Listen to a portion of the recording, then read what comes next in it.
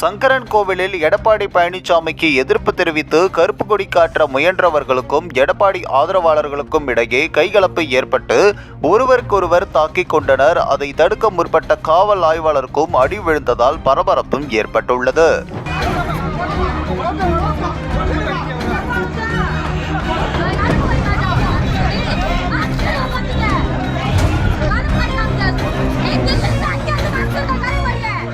அடியும் பொருட்படுத்தாமல் காவல் ஆய்வாளர் கலவரம் போல் காட்சியளித்ததை கட்டுக்குள்ளும் கொண்டு வந்தார். இந்த ஒரு காட்சிகள் அப்பகுதியில் பெருமளவு பரபரப்பையும் ஏற்படுத்தியுள்ளது. மேலும் அதிமுகவினர் மத்தியில் பதட்டத்தையும் ஏற்படுத்தியுள்ளது.